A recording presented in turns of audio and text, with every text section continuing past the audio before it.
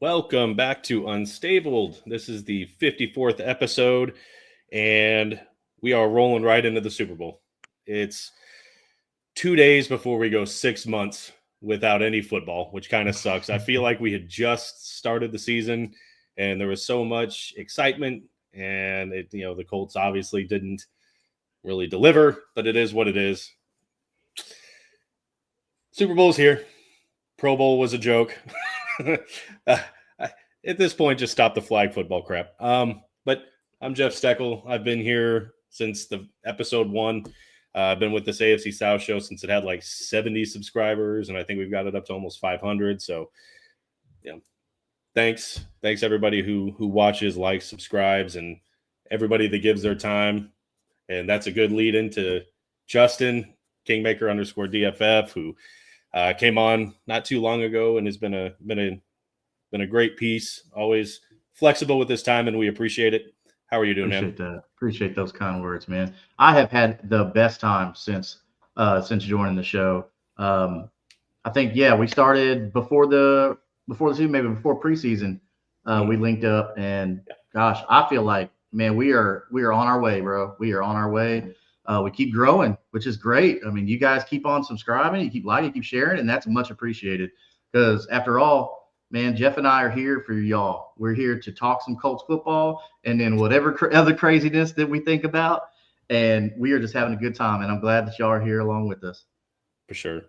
We've been a little sketchy on a little, recently we've kind of gotten into off-season mode. Just had a lot going on. I've had car issues, which finally got resolved. I was at the dealership past like 10 o'clock last night, and it's just been a long few days, but we're trying to get a little more consistent, get more of an ironclad schedule put out. We at least want to go back to releasing at least one a week on Fridays, maybe 2 a week, depending on how much activity is going on in the off season.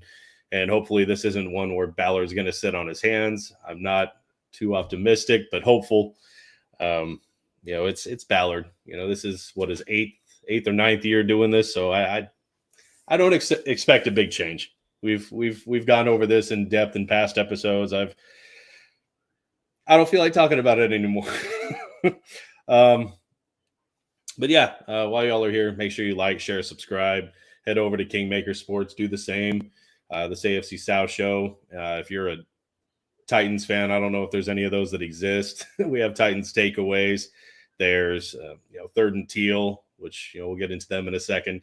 And, of course, the Texans, that Real Texas Team podcast. I don't know why you'd be here if you're a fan of them, but, hey, if you are, welcome. But, there's a reference to them too. Jacksonville. We're not going to let you off the hook. I know this happened a little while ago, the memes and the reels. I'm sure everybody's seen them. But, we can't let this one go, man. This shit's not happening. No. Y'all check this out. This fool is like made up in a video game as a joke. We're gonna rag this dude. It's Duval. Okay. I'm sorry, man. It's so comically bad. I can't not laugh at this shit.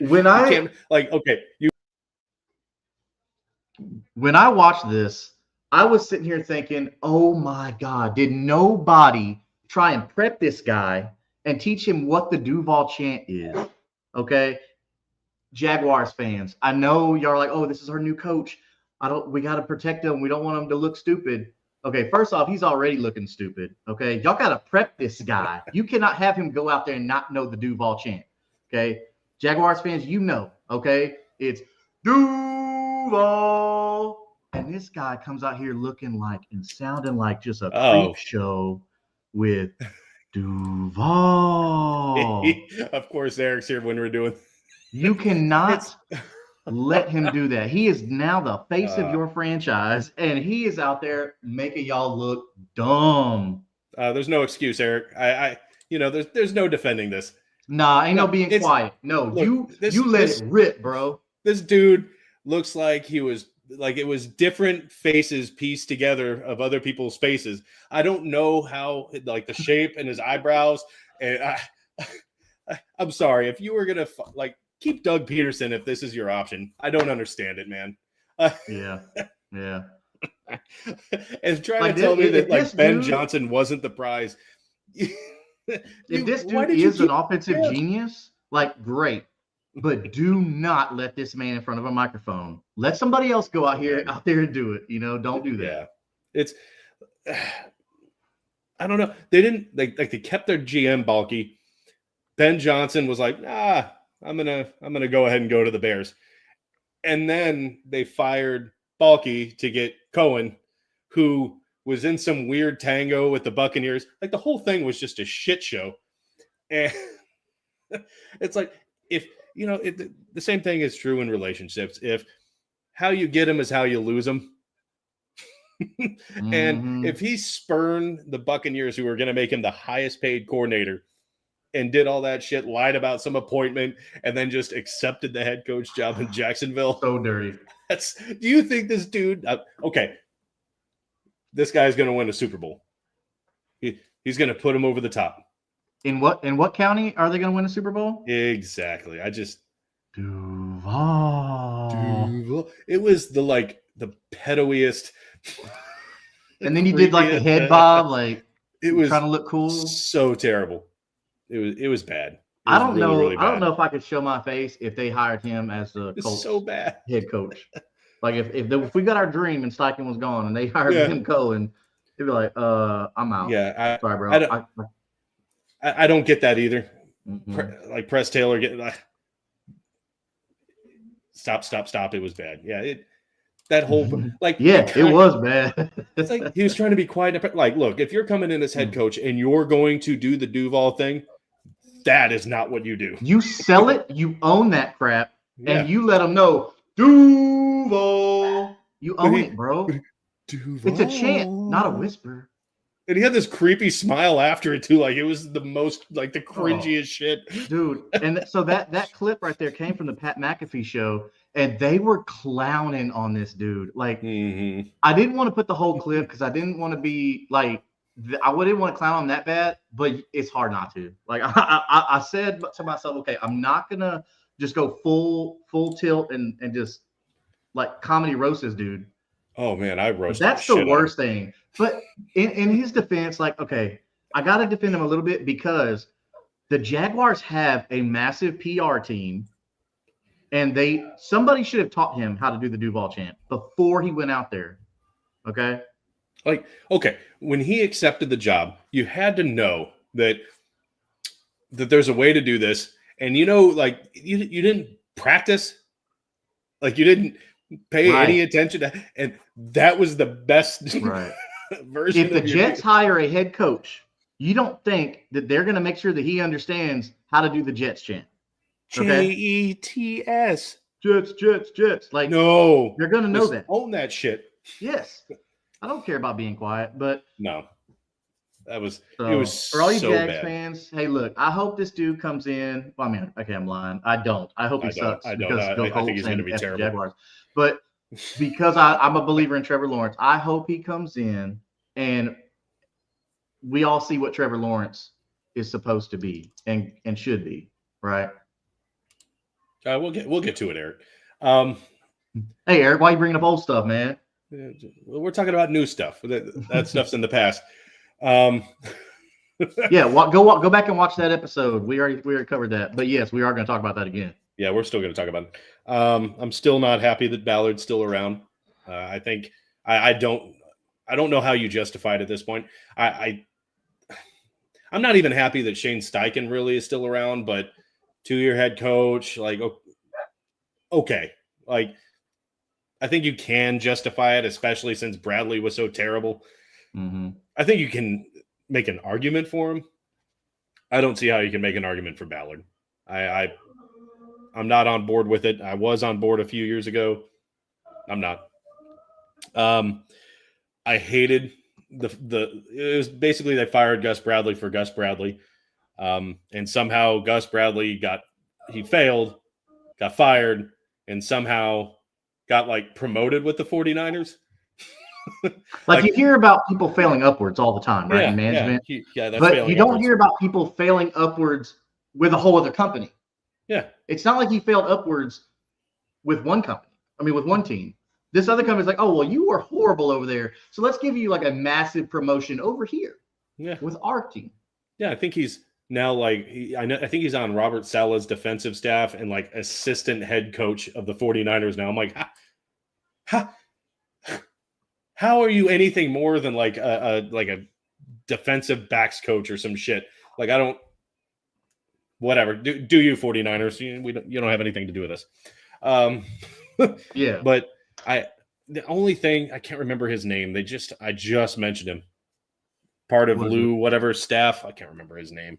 Lou Anarumo. No, not him. He hired somebody. I don't like that hire. Yeah, they coached together Ravens before. Yeah. I don't mind that hire. It's not like any of these people have a lot of experience in the NFL anyway. If I was looking at his resume, and it wasn't really like that special. I mean, the guy, I think he came from Baltimore, so Baltimore's a good place to come from. Yeah. So I think at least that's a decent hire. I still don't like Lou. But my thing is, in Curtis, and I was talking to Curtis about it quite a bit, and he's like, well, they didn't have anything in Cincinnati at all. Like, there's really nothing on defense for Cincinnati to work with. And to an extent, I mean, it's true. Mm-hmm. Maybe because Gus Bradley didn't know how to use anybody on his team. Like, he did not run the right scheme. He didn't make any adjustments. He didn't know how to use, someone like Latu. He didn't know how to use these players. And, I say that from the couch, but you look at the size and speed of someone like Latu and you understand the type of player that they could be. And you always had him hands down on the line.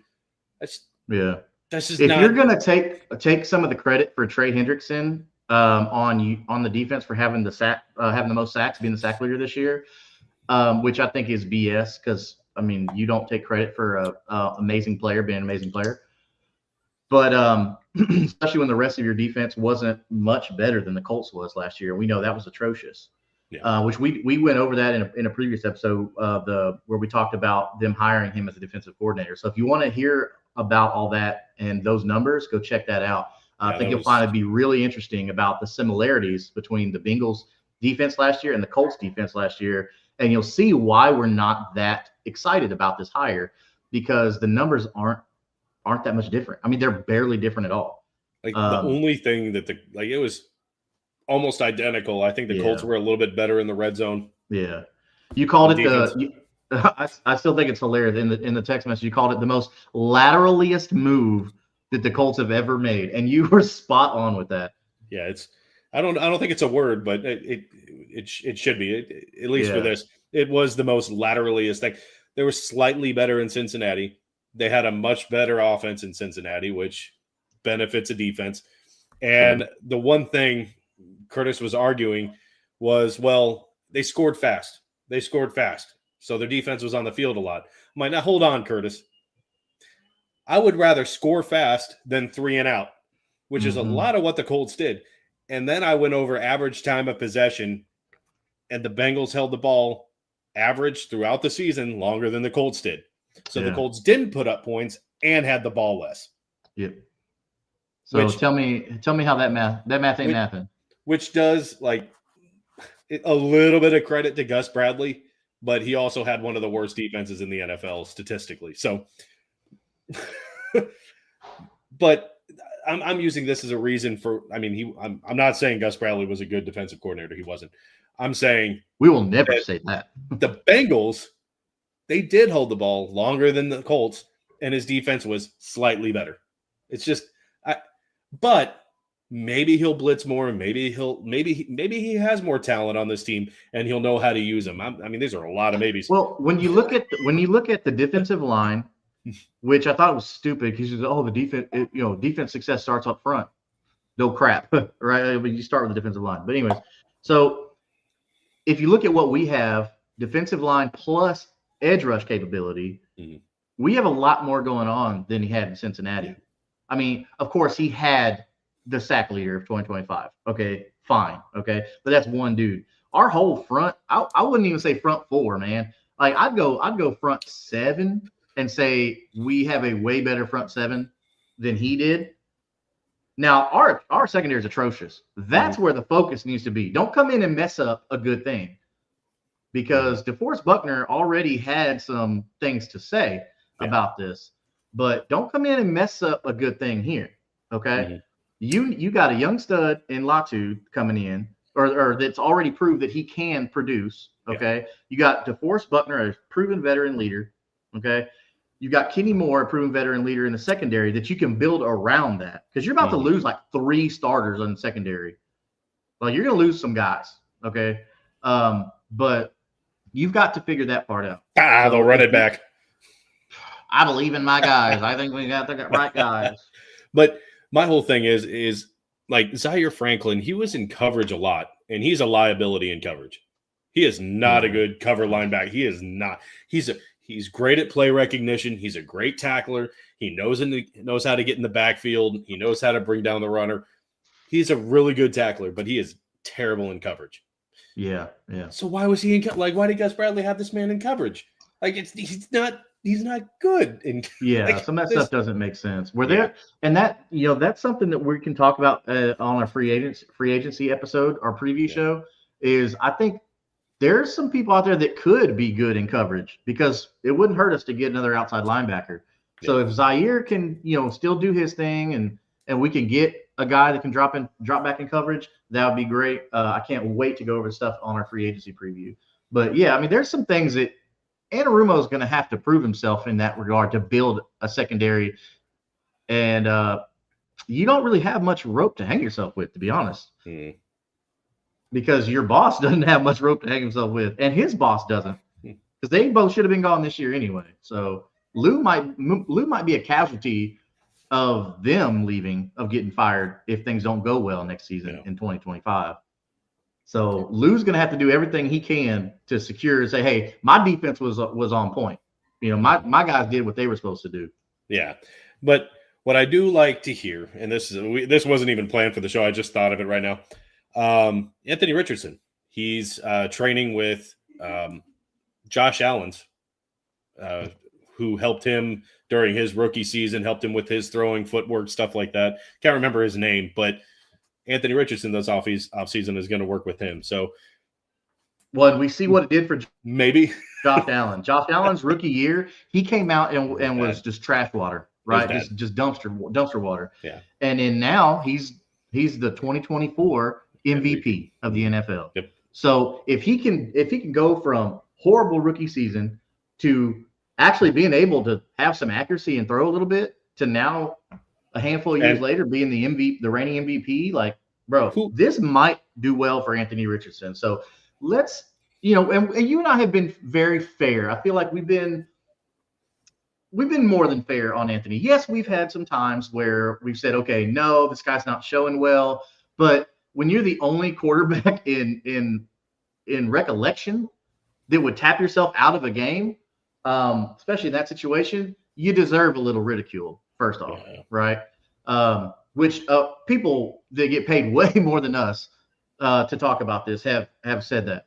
But that's going to help a lot for him. So being fair as far as saying, okay, he's shown us some things that he likes, or that he does that we like, and he's shown us some things that he needs to work on. Yeah. So this is good, though. This is great news that Anthony Richardson is going to be able to work on some things that is an obvious problem. Yeah. Yeah. His short passing game started to improve at the end of the season. But there was still, some poor decision making. There was still some of that hero ball shit that just like there's still some of those rookie tendencies, and like we were talking about, just kind of sloppy footwork in the pocket, and just shit that I hope that he can get ironed out. Yeah. Learn when to put a little more touch, when to put a little more zip on the ball, but because it seemed like sometimes he was zipping it where it needed touch and vice versa. Just stuff that he's got to learn. Like he's got to work with his receivers in the offseason. I hope he's putting plans together to work with them outside of, the practice, the off-season program, whatever you want to call it. Yeah. I hope he kind of tries to start building a better rapport with his receivers. But yeah, Anthony Richardson should not be taking a vacation. Yeah. All right, you haven't earned it. I'm sorry. I know your body goes through a lot. These players, they talk all the time about, how it's a car crash and all this stuff and like that. And it is, man. Look, those guys are out there putting their bodies on the line, but they've earned it. I don't feel that Anthony Richardson should be going to Cabo or anything like that. I feel like he should be going to the gym and be focusing on improving on the aspects that he needs to work on. So, hey, Rich, I'm on the support wagon with you, but these are things that you need to do. Okay, veterans can do that have earned it. Sorry, brother, you haven't earned it yet. Yeah. So I'm looking forward to that. Do we still think the team has faith in him? I think we'll find out in the offseason. I mean, if the Colts brass bring in someone like Kirk Cousins or I don't know if Russell Wilson was going to not be a Steeler next year, but if they bring in someone like that throws up a red flag to me that at least the Colts brass is like.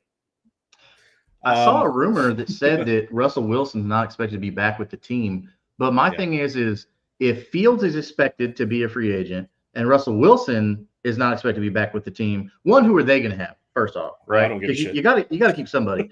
Well, the only reason I say that is to tie into this because I've heard a lot of things about, the Colts should bring in Justin Fields to compete with Anthony Richardson, which would make sense because if you're going to build a team around Anthony Richardson, you want somebody with similar skill set.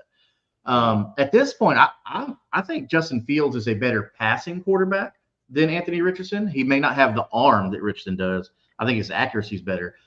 But Russell Wilson, I don't know if you bring in a Russell Wilson. We keep bringing in the old guys and stuff like that. And, yeah, he looked okay with the Steelers. I don't think Russell Wilson is that. He can come in. He's just be another Joe Flacco in my eyes, right? Yeah. We've already done that. Yeah. I don't. You can draft a late guy in like the third or fourth round, like we did in our mock draft. I get it; that's fake. It's a mock draft, stuff like that. You can go get a guy like that. Was it Jackson Dart? Is that who you drafted? Who we drafted in that episode? But you can go get a guy late like that. Go watch our last episode, and you'll tell us. Yeah, we had a fun time on that. That was cool. Yeah. You definitely threw me by surprise on that. You didn't let your boy down. Yeah, but what we're gonna do to end the show? Mock draft. Mock draft. I love mock drafts. Evaluating mock drafts, doing mock drafts. I love that stuff. But that goes to show that, like, looking at some of the mock drafts that other sites, like the big guys have done, like Mel Kiper puts out his mock drafts. He puts about 4 or 5 of them the off season. Looking at where they expect players to go. Now, this is pre-combine, okay? So let's not get ahead of ourselves because some of these guys we like, they might suck it up in the combine. But then again, I don't like putting too much stock in the combine because we've seen what they can do on the football field in pads. Yeah. Right? I don't care if you run, he ran a tenth slower in the 40 than we expected. Yeah, but look at him in pads. Nobody could touch him. I'll say that most of their evaluation, and for the most part, they probably know where they're going in the draft, where they're at, what they're looking for. The combine probably doesn't really tell them a whole lot. I do think that when you have someone that comes in like Anthony Richardson, who didn't play a lot in college, and then has the combine that he has, he probably really swayed the Colts with his just athletic output in the combine. But I think for the most part, they don't buy a whole lot into it. Like, we want to see how fast he can run, but it's without pads. When they jump, it's without pads. Like, it's right. I think when they do the drills, like the reception drills and stuff like that, make them wear a helmet because they're going to catch the ball in a helmet. Yeah, but I just think that they put too much stock in this stuff. Like, it's easy to catch a ball with brand new gloves that have no sweat on them and then no helmet. Yeah. Right. Okay. I'm saying easy in regards to their skill set, right? Because you and I ain't going out there running a go route. Like, we're not doing that. We're old guys now. But that's what I'm talking about. My knees would be popping way too much. Oh no, I probably pull both hamstrings. Well, I know Curtis wants us, I think around combine time, he wanted to see how many people we could get together. So like you, me, and I can't, God, why is his name fading on me? He's on the Texans podcast. But we'd all get together and we'd record each other doing a 40-yard dash. Oh, timing God. it. Oh, God. I know that was his idea around combine time for us to try and get together one day, and all of us run a 40. I'm like, Woo. all I right. mean, How I'd be much down for it. At least good thing is I'm around coaching with sports, so at least I have like that, Mm. And I was a somewhat decent athlete back in the day, but we're talking about 20 years ago, though. So, Yeah, gosh, I could imagine my players wanting to watch me run a 40-yard dash. They would laugh their butt off, man. the 40-yard trot. Yes, that's exactly what it would be. The 40-yard gasp. I could fall down every 40-yard dash the rest of my life, and it still wouldn't be as embarrassing as Duval. I don't know how he did his eyebrows to do it. It was bizarre. Yeah, I don't think the face is supposed. Those muscles aren't supposed to work that way. His jaw contorted and his eyebrows out of sync. It was the wackiest. It was like some AI shit. Eric's so mad we're talking about Liam Cohen again. Well, I'm pretty sure he's even laughing about it. I don't know how you can defend it. We love you. It was so terrible. Hey, that would be cool. That would be cool. I mean, that definitely makes for some good shorts or TikTok clips for sure.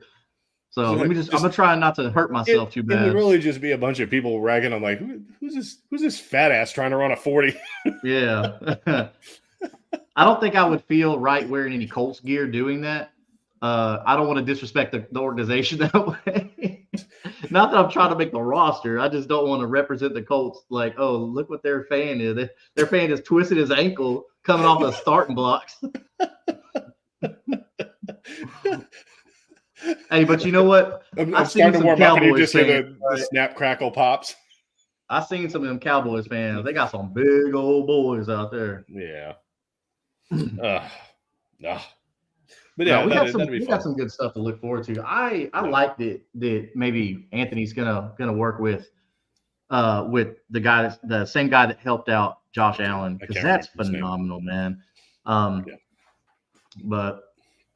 I don't know. I think Anthony's got some good qualities, some good tendencies, and for Ballard to come out in his postseason, I can't say postseason. We didn't make postseason, but his after crappy season conference. Yeah. To say that he does still have faith in Anthony Richardson. It did seem like his words were a little cryptic, like he was picking them very carefully in case he had to throw Anthony under the bus at a later time.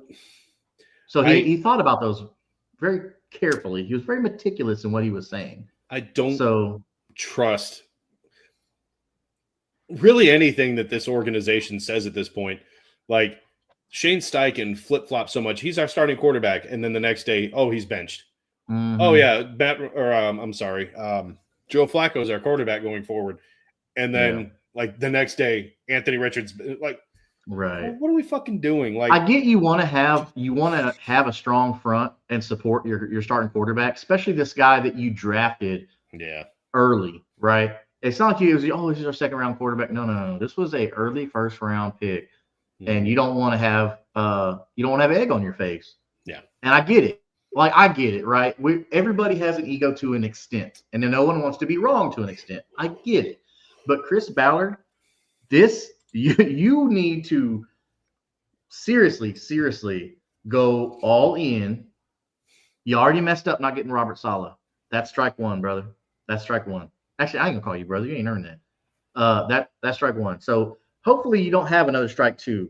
Okay. I don't. He's had a lot of strikes. I've been over it. I think Latu showed a lot of potential. I think Adonai Mitchell has the potential, but he had a bad rookie year. He just did. And beyond that, there were 3 of his other draft picks that didn't even make the roster. He was coming off almost a playoff season, regressed. His draft was not good. And I like I said, I can't justify Ballard being here after how this whole last season went, going from the draft until now. Yeah. I mean, at least the Jaguars fired Balky. I mean, for whatever reason they kept him, but Ballard shouldn't be here either. He really shouldn't. And the only saving grace is you can look at a team like the Saints, who have been not good, and they're in cap hell. I think they're like 60 million over cap right now. Dude, I don't know how you get pretty there. sure. So the Taysom Hill thing, they kept kicking that can down the road, and they kept increasing him. Somehow they kept increasing his money. Like, first off, you should have took the hit and said, okay, look, we messed up. We need to cut it. Like, Taysom Hill is a great utility knife, right? I get it. You don't pay him that kind of money. But no, you don't pay him. You don't. There's a guy like Taysom Hill that you can find in the draft about every other year. Yeah. I get it. He knows the offense. I think him and Sean Payton were just boys. Honestly, I think they were just tight. Which I get it, man. You want people around you. That's why Brady always brought his guys around. You see the Patriots organization, they got their little clique back together with Josh McDaniels being the OC now. So, like, I get it. And it's a good old boy league. It's stupid that it's like that, but that's the world, though. I mean, if you got a job at ESPN tomorrow, I have all the faith that you'd be like, hey, talk about boy Justin. Get him over. He's good. I know this guy over here. And the same thing, I would look out for you. So I get it. It's how the world works, right? Yeah. It's growing up, we call it a hookup, I mean, I ain't mad at it, but whatever. Yeah. So I guess we'll leave the Super Bowl for the end of the show. We got to talk Hall of Fame, and we have to. I mean, we do. I'm not mad about Josh Allen. Like, I've spent my fair share of time shitting on Josh Allen. He's a red zone turnover machine, and you can't say those same complaints this year. He had a lot less to work with and had a much better year than he's ever had. So I can't that MVP. I can't complain about it. Can't argue it. I think you could make a strong argument for someone like Saquon Barkley. Maybe he should have been, a strong contender. You can make a strong argument for it. Yeah. I think the Eagles did him a disservice by not having him play the final week, at least for, like, I get why they didn't. There was no reason to play. Right. There just wasn't. Other than the rushing record, right? Yeah. That's it. That's really the only thing. Save him for the playoffs. I get it. I'm with you, bro. I get it. But I mean, with MVP though, like I was a huge supporter of Saquon Barkley winning MVP. But if you take Saquon off the Eagles are still a pretty damn good team, with him off of it. Now, they're not in the Super Bowl without Saquon Barkley, right? Let's just be very clear about that. The Eagles are not in the Super Bowl without Saquon Barkley. But if you take Josh Allen off the Bills, the trash. Bills don't exist. Yeah. You take Lamar off of the Ravens, we saw they were good with Tyler Huntley last year.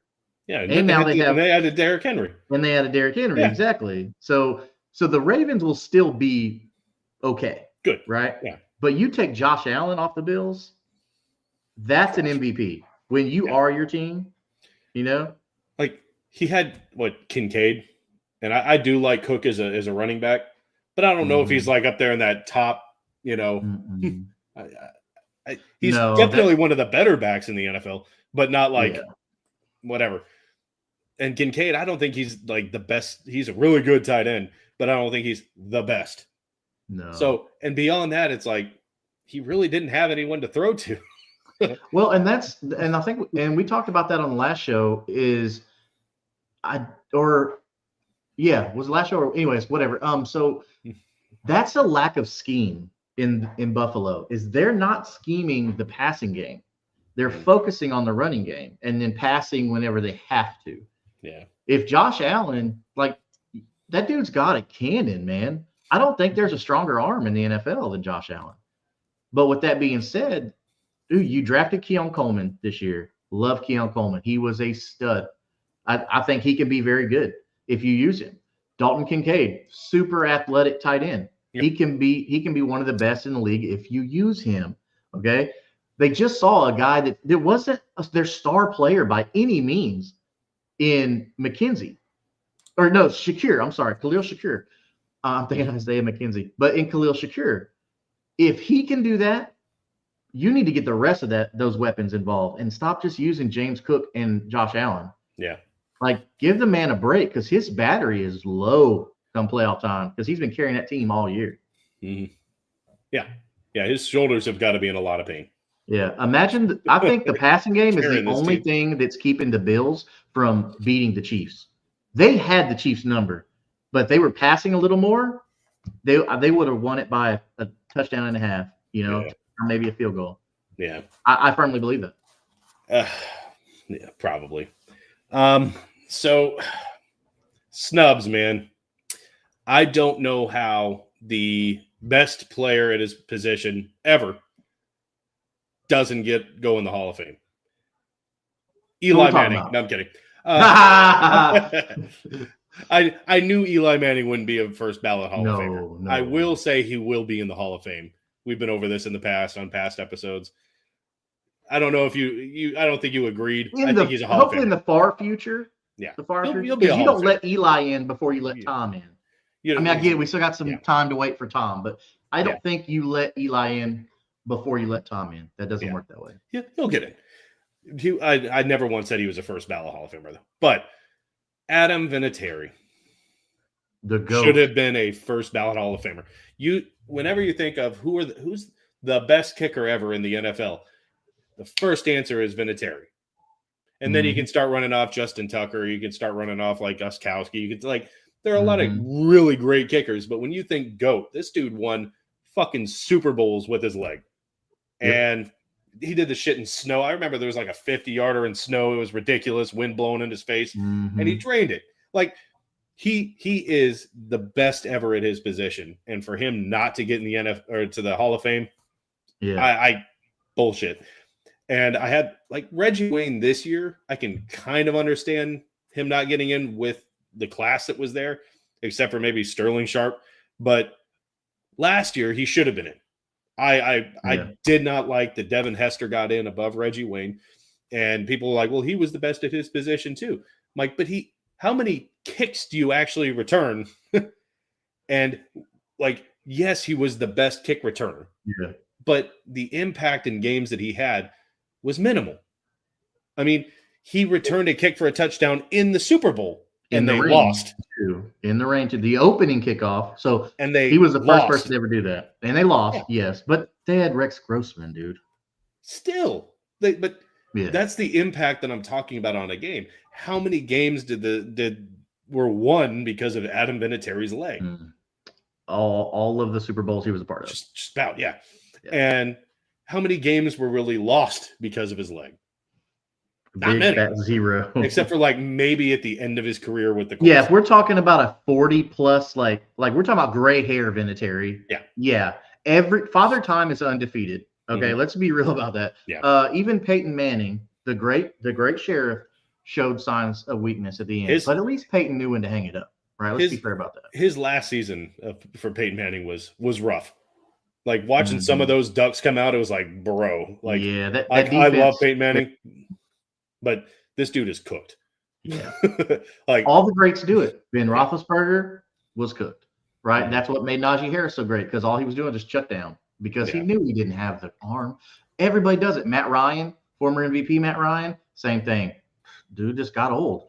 You know, sadly enough, we're all human beings. We don't live forever. These guys get old. So if you want to say, oh, well, Adam Vinatieri and this year didn't do well, bro, what about the 30 years before that? 20-something years. I'm not joking about 30, but look at the whole resume, and then come back and talk to me and say he should be first ballot Hall of Famer. I don't think there's a way you can argue that he's not the best kicker of all time. No, he definitely should have gotten in as first ballot. And that's just not being bad. He was a Patriot. Like if he had been a Patriot his entire career, I'd still say he's a first ballot Hall of Famer. Yeah, you got to give credit where credit's due and be unbiased. And Adam Vinatieri, whether you're a Colts fan, Patriots fan, whatever fan of the team, of whatever team you are, Adam Vinatieri should be the top of that kickers list. Yeah. If you're the greatest player at your position of all time, you should not be a Hall of Famer. Right. And for Reggie Wayne, he should have been in last year. And I get it with this class again, except maybe, Sterling Sharp. I feel like they just wanted to push that first brothers to be in the Hall of Fame together.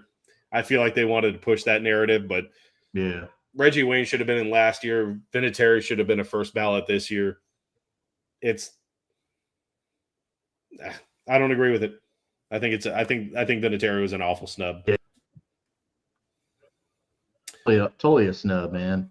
Like, so Pro Football Network, they have the top 10 best quarterback wide receiver tandems of all time. Okay. So coming in at number 10, Tom Brady, Julian Edelman. 9, Peyton Manning, Reggie Wayne. Reggie Wayne is in the top 10 of best quarterback wide receiver duos of all time. Yeah. What are we talking about here? You can't even say, oh, he had Peyton Manning. So they let Marvin Harrison in the Hall of Fame. He had Peyton Manning. Wasn't he like 1 or 2 years? Isn't he like number 2 on the list? Isn't Peyton Manning and Marvin Harrison Reggie like 2 Wayne or 3 was on the even list? productive with another quarterback outside Peyton Manning. You had, and yes, it's Andrew Luck. I get it, but he still did it with different quarterbacks. Okay, yeah. But I'm with you, bro. Reggie Wayne got robbed. Okay, yeah, they had room to put more players in. They put 4 players in the Hall of Fame this year. 4. Come on, man. Vinatieri 5, Reggie Wayne. Like, I don't know. I can't understand Vinatieri not being in. That's fucking crazy to me. Reggie Wayne's probably the fourth. He's definitely top 5 most popular Colt of all time. Yeah. Like, come on, man. And they take things like that into account too, of Hall of Fame, like impact on the team, not just stats. Like, yeah, stats are important. Obviously, Super Bowls are important. Blah blah blah blah blah. But it's also impact that a player makes on the team. This dude is still with the franchise. Like, he's our wide receivers coach. Like, he's a huge part of the Colts community. Like, he is that influential. Right. Like, Marvin Harrison was a player and done. Not only did he produce for the team, he's trying to help others produce for the future of the team. Yeah. So like, I'm not shitting Jim on Harrison. Should be on the phone with the Hall of Fame, just cussing them out. 1, Vinatieri, and then 2, Reggie Wayne. Yeah. So this is ridiculous. And there's other Colts that deserve to be in there, which haven't been there. But you know what? But that's not about. That's based on stats. All right. Let's just. Anyways, all right. I'm getting so. We go on and on. This. I'm so upset about the Hall of Fame inductions and the snubs this year. Yeah. The only thing I agree with is Eli Manning not getting in. I mean, he shouldn't have been a first ballot Hall of Famer, and that's fair. Yeah. I don't think there's a lot of people out there that can say that he should have been. I mean, the arguments you can make are probably from Colts fans, and well, he beat Tom Brady twice, so that should be fair. But I'm like, I get that argument. He is a 2-time Super Bowl champ, and he is 10th all time in like yards and touchdowns. So I know he'll be in the Hall of Fame, and I don't know if it'll be next year, a couple of years down the road, but he will get into the Hall of Fame. Mm-hmm. Well, he did play a long time, and he didn't miss. He didn't miss a lot of time for injury. So that helps a lot with those numbers. I think he had like the longest start streak. It was crazy. Yeah, they had to forcefully hold him off the field, and that's what cost him his streak. I really thought that they were just going to have him come out on the first play of that game, hand off the ball, and then bend the rest of the game just so we get the start. Yeah. And you know what? So, Eric, what you're saying, that's the biggest argument. He beat Brady twice. I have a counter to that. So, quarterbacks do not play quarterbacks. Quarterbacks play defenses. So, he beat some good defenses. Let's not beat around the bush on that. He beat some Bill Belichick defenses. Right, but he didn't beat Tom Brady. He beat Belichick's defenses. Yeah. That Tom Brady was the captain of that team of. But so that's my kind of devil's advocate to that argument, I guess, if you will.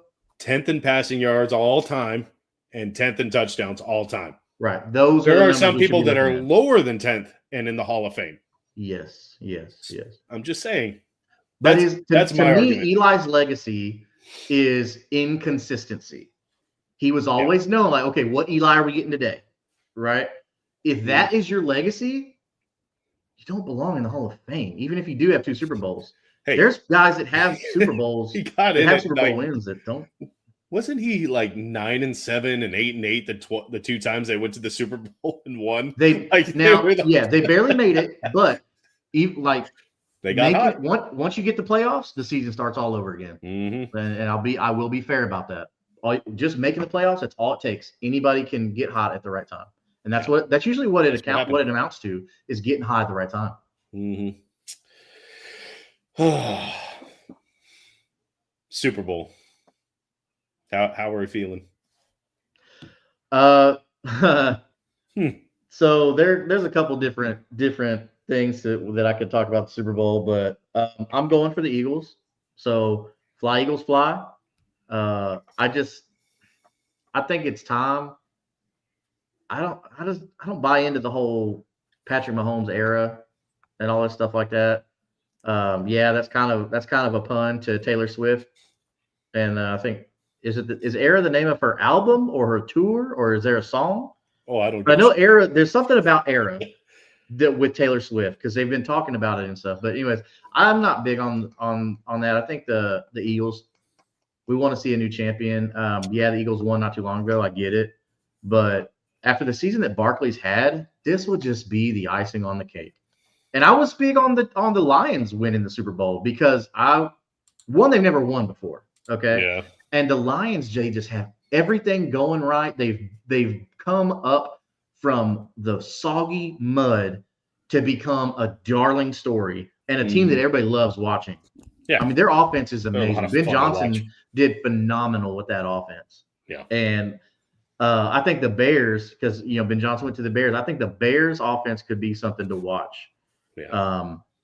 If it was all Ben Johnson, right? But let's be fair. Also, the Lions had a lot of good talent on that team. But yes, I'm going with the Eagles because I want to see somebody else other than Chiefs, and I don't want to sound like a Chiefs hater, but I just don't think they're the best team.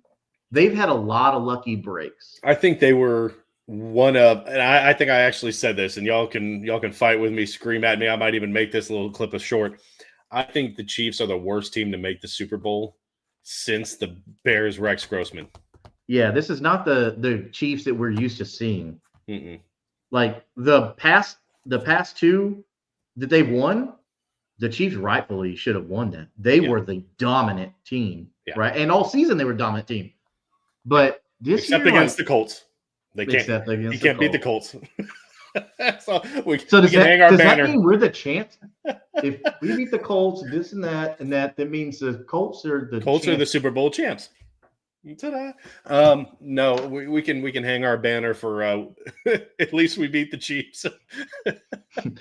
What's sad is that's probably the only banner that we could have earned this season is we beat the Chiefs.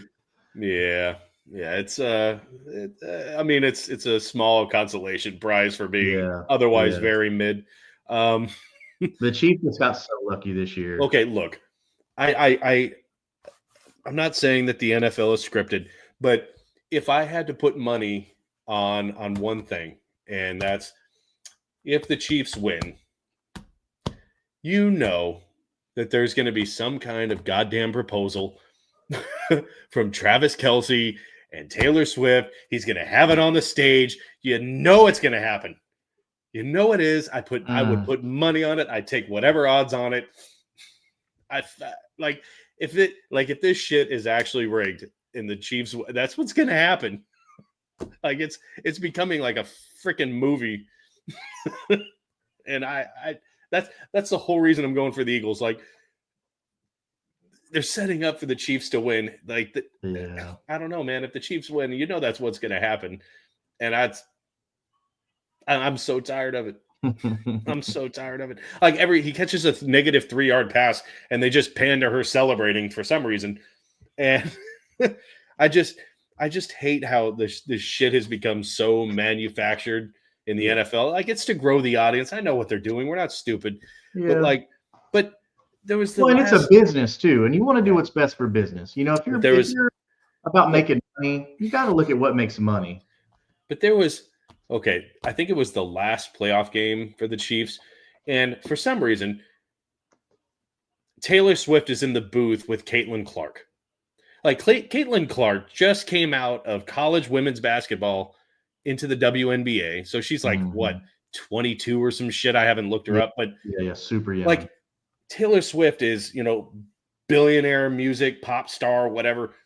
I don't understand it. Like her music isn't good, but they're from two completely different planets, and they're in the booth like they're BFFs. Like these two have nothing to do with each other. That's just the league putting popular faces next to each other to get viewership. Yeah, and it goes back to what I said about being a business. I do what makes manufactured money. Shit. I hate that manufactured shit.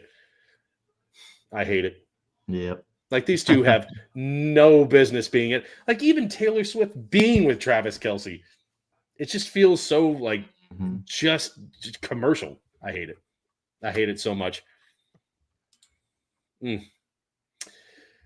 Oh, man. Holy shit. Mock draft. Oh. Bro, no. Do you have mock draft? Huh? What are you doing? Oh, damn, it's already 10:40. So obviously we're slamming along with going into the off season. The next big thing I think we have is what, combine. Yeah, we got combine coming up, and I cannot wait. There's off season stuff which doesn't have me excited because it's Chris Ballard. But he said he's going to go all in, man. He said that the last 3 years, and he's done nothing. Then he hires Lou Anarumo. Lou Anarumo for Yeah, we got the combine coming up on the 24th of February. Yeah. So we'll be able to see a lot of these prospects that we need to be looking at with the 14th overall pick. That's definitely something that we need to look at. From just to give people a little taste of one of the future episodes coming out is a handful of these analysts are mocking Tyler Warren to the Colts. But my fear is if you do draft a Tyler Warren at 14, he's just going to rot like Dalton Kincaid. He's not going to be used. Because now, don't get me wrong, Tyler Warren could walk in today at 20, 21 years, however old he is, a kid, and be the best tight end in the room, and easily. Like, it wouldn't even be close. But if you don't throw him the ball, then he's not good at anything. Just running routes. Like, you don't want to be the best route runner if you don't catch the ball, or if the ball's not thrown to you. So I think they could probably get someone like, because Kyle Pitts really hasn't done anything since he came out. I don't know if it's just like the Falcon system, but he's a very athletic. He had a really good rookie year, but outside of that, I feel like you could get him cheap. Like, I feel like you could make a trade for him that's relatively cheap and keep that 14th pick and get a corner. Hear me out on this. Tell me if I'm crazy or not. And chat, I'd like to hear your input on this as well. So Kyle Pitts, you probably could get him for cheap, like you said.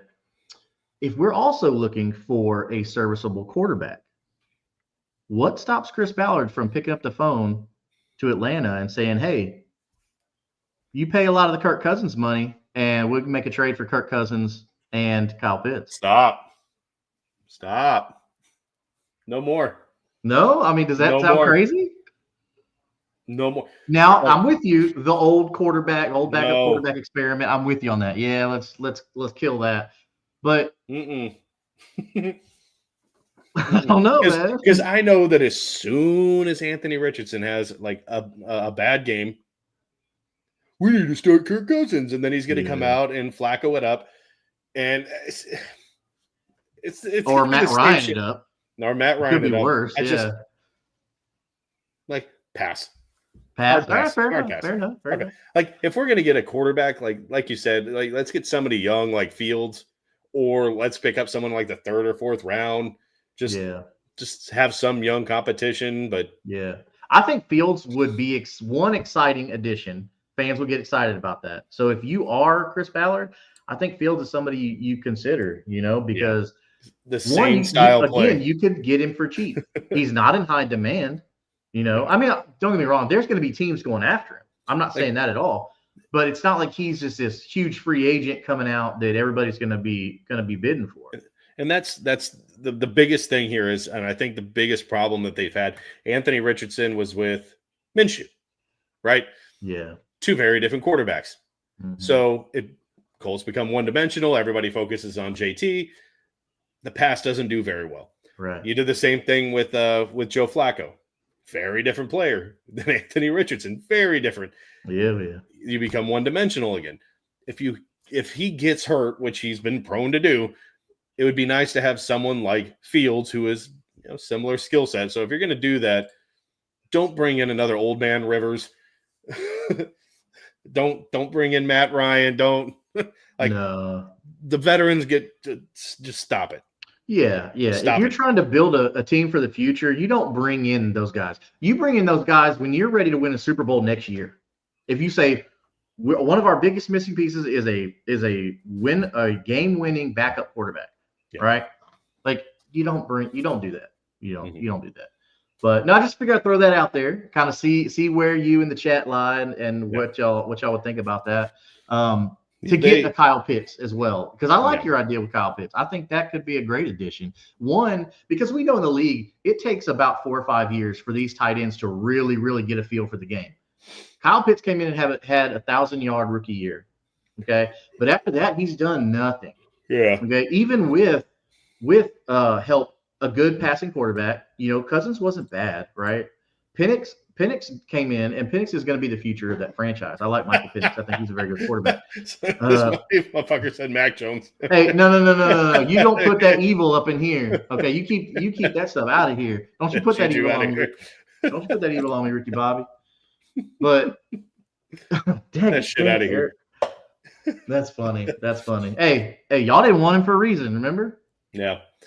And then we will obviously do draft previews. We're gonna have a lot of stuff coming up where we're gonna do more mock drafts, stuff like that. Just fun little activities leading up to combine draft.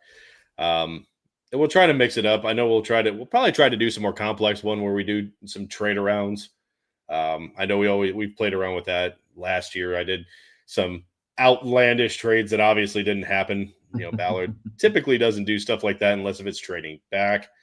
I was very critical of him in this last draft for not giving up some of that mid-round capital to come back up into the second to grab one of those corners in Cooper DeJean, or I was not happy about that. And then to find out that those mid-round picks weren't even with the team anyway, so they didn't matter.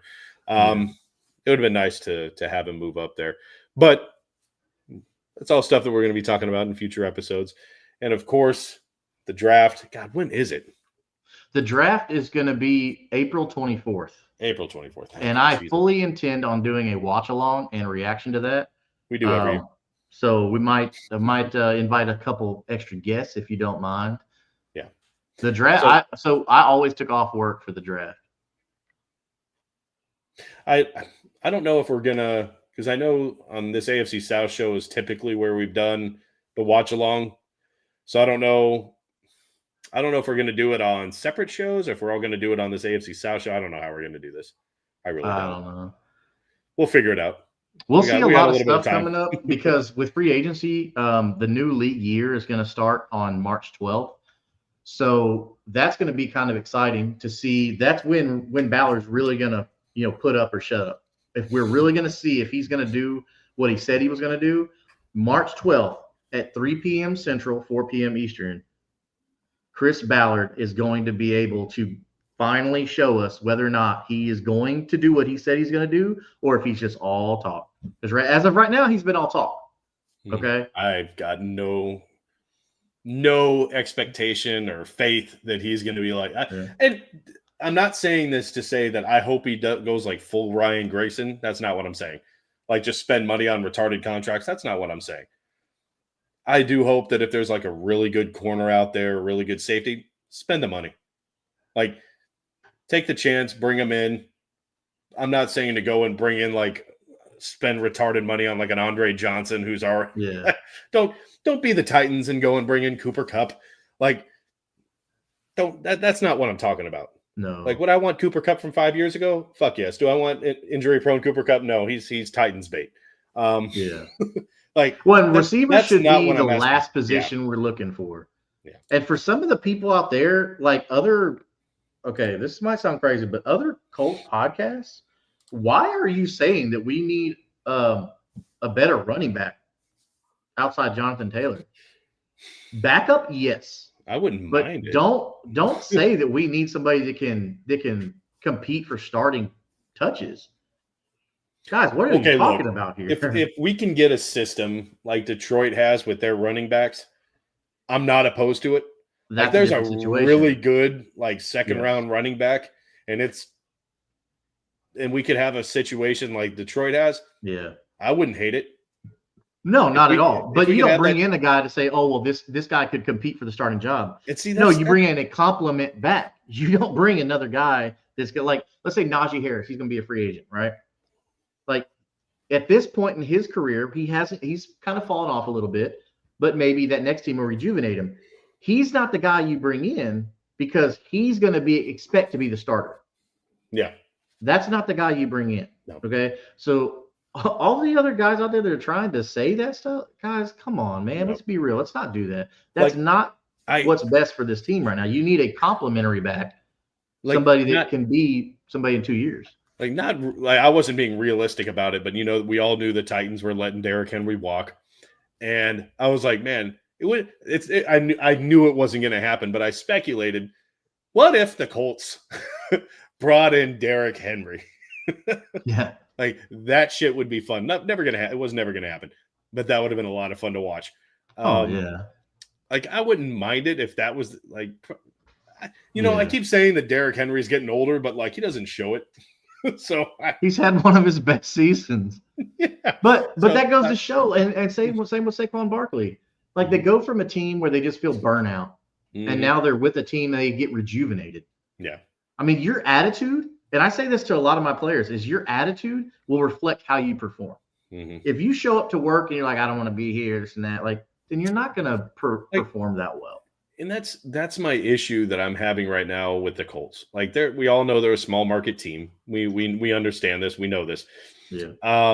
There's other financial issues, state taxes, shit like that.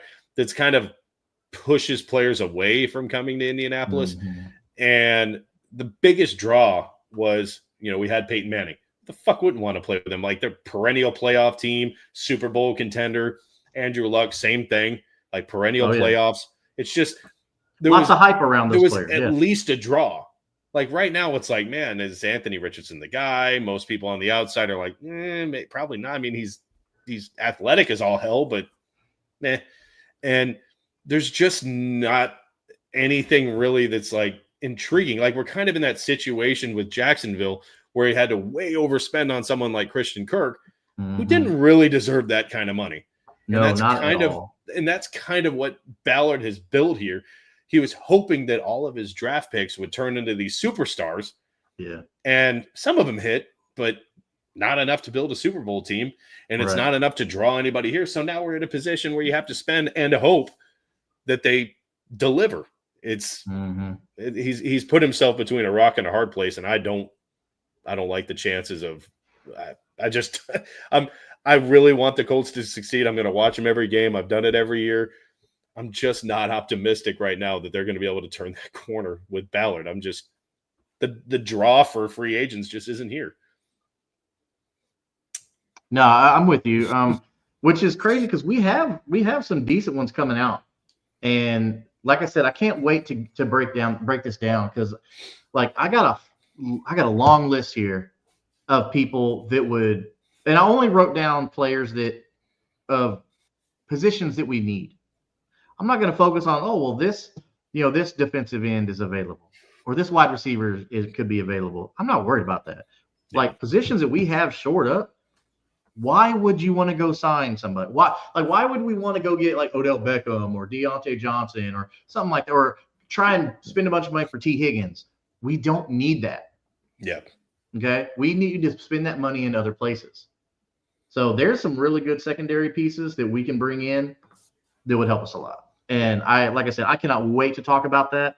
So everybody in the chat, like if you got people that like free agency, let them know we are going to be talking about some big time names that could be coming to Indianapolis, and they don't want to miss that because these are some impressive names. Maybe. Maybe. It's Ballard. Chris Ballard, what was it? His list of like nothing, like do nothing. Yeah. So can I sign them at league minimum? Ooh. No. Like you're not going to get with the chance of some of our linemen leaving, you're not going to go out and get a Zach Martin for league minimum. Not happening. Not happening. No. So, and again, this is not Indianapolis is not a large desirable destination. It's not like, going to Miami or whatever. It's just not.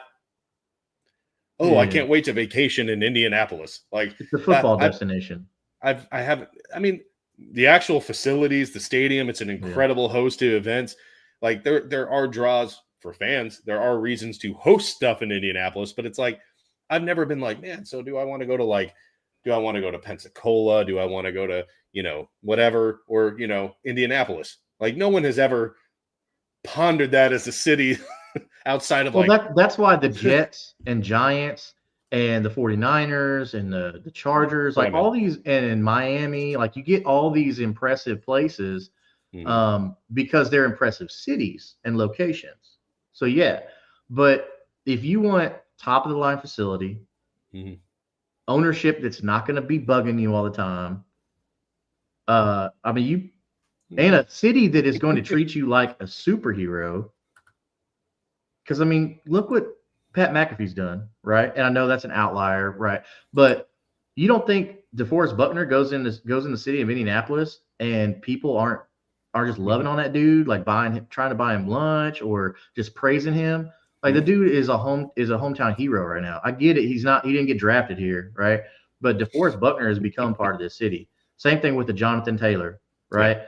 These guys are heroes here. If Jonathan Taylor walks around the city of Los Angeles, probably 2 people in a couple days would recognize him, right?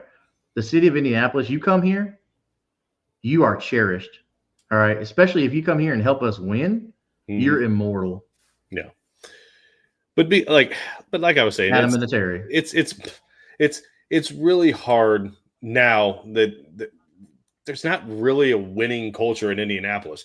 Like we're all in. Well, it's good to say it, but yeah, those are words at this point. Yeah. How are we all in? Like, what are you even talking about? So when free agency starts and the new league year starts, Chris Ballard, that is your opportunity to show every Colts fan that you are serious and not full of hot air, bro. You need to make that happen. I really wish that he would have came out in his presser and been like, you know what? I said this. I was wrong. I fucked up. I didn't get there was something that I needed to address and didn't. And that's not going to happen again. I would have bought back into it. And right now I don't know why he wasn't fired. Yeah.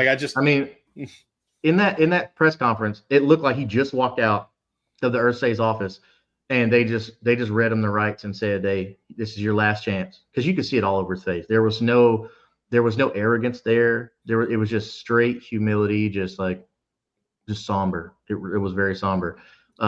If the dude, this is last year, if he don't do something in free agency, hopefully it's not like a do something, bring in T. Higgins situation. We don't need. Well, we signed a guy to our practice squad. I don't know what more you want me to do.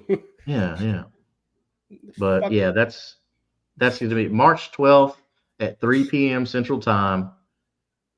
I will probably be live reacting to that, anticipating the Colts to bring in some relevant players that can help our team. And I just feel like we're just going to be sitting here like this. Come on, bro. Waiting. Come on, dude. 5 hours later. Log off. Yeah. Yeah, no, it's going to be exciting because you got that tampering period now. So like agents can talk to the teams and all that stuff. So there's going to be rumors out there, right? So there's certain guys out there on Twitter and stuff like that are going to break the news early. Oh, this player's expected to sign here. So we'll have a kind of an idea, but until that ink is on that paper, it doesn't matter. Yeah. So just ask Liam Cohen. It don't matter until that ink's on that paper. No, Jesus. Josh McDaniels. Remember Josh McDaniels? Yeah. Yeah. Forget that dude. That dude can burn, man. I would say it's for the best, but we got fucking Frank. It didn't matter. It really didn't matter. Yeah. Well, I think either way it would have worked out the way it did because Josh McDaniels has proven time and time again he's not head coach material. Yeah. He's not, and that's fine. Some guys just aren't meant to be head coaches. Head coach is different because now you're in charge of the whole team, not just one aspect of the team. Yeah. So. And I'm of the believer that Shane Steichen is that. Like he's a great offensive coordinator, just not that great of a head coach. But that's why we should have brought Robert Saleh in. Yep. Which Robert Saleh took a job as a defensive coordinator, not a head coach. So it's not like the man was out there wanting to be a head coach. Well, he was. But we could have got him as a defensive coordinator because that's where he's at now. So, yeah, Chris Ballard. I told him, well, he said, I'm all in. I want to do this. Robert Saleh would have been probably your best option at defensive coordinator. And then he signed with the 49ers as a defensive coordinator. And possible future head coach. Like that would have been the biggest selling aspect on the side outside of, after Shane leaves the room, right? But hey, just so you know, if this don't work out, you're first in line to be head coach. When we let Shane go at week 3, Shane's out of here. You're the head coach of the Indianapolis Colts, bro. Yeah. Like, if you tell him that, Robert Saleh signs that document right there. He is your defensive coordinator. I don't think the Colts even interviewed him. They didn't. Mm-mm. I don't understand that. You have a top prospect who Robert Saleh should have been the head coach. The fact that he's not a head coach right now, I don't understand. Maybe it's personal choice, and if that's fine, I respect his wishes. If he said, hey, I'm not ready to jump back into that. Because from what we watch on Hard Knocks and all that stuff like that and all these documentaries, being a head coach in the NFL is a very hard job. Mm-hmm. So if it was his choice to just be a coordinator, brother, you could have came and been a coordinator for us. And then whenever you were ready, we could have fired Shane and let you take the reins. Yeah. But the fact that they didn't do that, Chris Ballard, shame on you. Yeah. I'm all in, but Nah, I'm gonna get this other Gus Brown. Yeah, he's all in a clown car. Jesus Christ. That's what he's all inside of. We held him hostage in Jacksonville. Yeah, exactly. Man, I don't know. Jacksonville's got a pretty weak resume when it comes to coaching right now. Not a lot of NFL experience down there. I don't see it. I don't know if some of these pros and veterans are going to respect that. It's like, because some of these guys have been in the NFL longer than you have. Like, how are they going to respect a head coach that hasn't been in the NFL longer than them? And his tenure at places is always very short. Very short. Yeah. Just do the with his eyebrows. I don't know. That was the weird thing. It was hard. We started off the show for like 20 minutes on it, but it was. I don't see it. I don't see how this guy is going to be like, you know what? Super Bowl bound, baby. I don't see it. Like, I'm not saying that it can't happen, but chance slim. Well, and even the guy he brought in, what was his first hire or I don't know if it was his first hire, but he brought in a guy that he coached with before. Very weak resume. Very, very weak resume. Eric, dude, he gave us the content for free, bro. Like, if you want the likes, that's the one you get. You hit that dude. Oh. Hold on. That shit. That was some glitter kitty shit. Yeah. So the Jags hired the Vikings. This is the last position this guy held as their offensive coordinator. Okay, their new offensive coordinator. He was the Vikings assistant QB coach, not the QB coach. The assistant QB coach, who has probably less time in the NFL than Liam Cohen does. So it's going to be interesting to see what goes on down in Duval County and those Jaguars. But I'm trying to figure out how he contorted his jaw, raised his eyebrow, and I don't know how he did it. It was I don't know. I can't physically do that, or else I'd try. But okay. I'm not a robot, so I'm not built that way. It was some like Jim Carrey face contorting shit. Like it was the most bizarre thing that I've ever seen. It was crazy. Yeah, I think Jim Carrey is the only other person that can do that. But at least Jim Carrey's funny when he does. Like if Jim Carrey said that, we'd be laughing. Liam Cohen says that, and we're like hiding our kids. Yeah. hey kids, Duval. Like get the. Ugh. Yeah. Well, it was awful. Since our last show, the Colts did make another hire. So they brought in James Betcher, I think I'm saying that right, as our linebackers coach.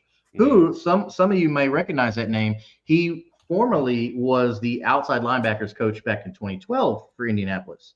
So he has coached here before, so he's familiar with the city. Giants too. Yeah. Yeah, and so this is the guy that Anarumo brought in to be the linebackers coach that he coached with in Cincinnati, who coincidentally, because as we all know, Lou Anarumo didn't just leave the Bengals to come here. Lou Anarumo was fired from Cincinnati. Okay, they parted ways or whatever the political crap, legal stuff or whatever, but they fired his ass. Yeah. Okay.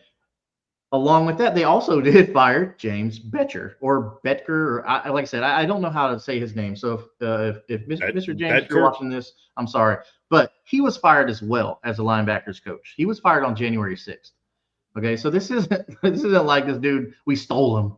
We didn't steal crap. We stole him from his couch. Yeah. But hey, welcome back, James. Hopefully this goes better, and we'll see how it goes. But as of right now, look, you got Zaire Franklin. Technically have EJ Speed. It'd be interesting to see what happens with EJ Speed. He has fallen off hard. I don't think this is the guy to turn that ship around. I don't. Sorry. Because what is this guy going to teach EJ Speed? I think you part ways with EJ Speed and bring in a good outside linebacker, which on the free agency show we'll talk about some really nice outside linebackers that are available. Man, there's one out of San Francisco that I think could be a good little steal for us. I don't know if I should drop that little nugget or not, but you know what? I'm not gonna tease you. We'll save it for the next Okay. episode. All right. So you got to come back. You got to watch because I want to really go over some of these free agents. I'm so excited to see all the guys that Chris Ballard's not going to get. Mm-hmm. Yeah, not going to get. That's a good place to leave it.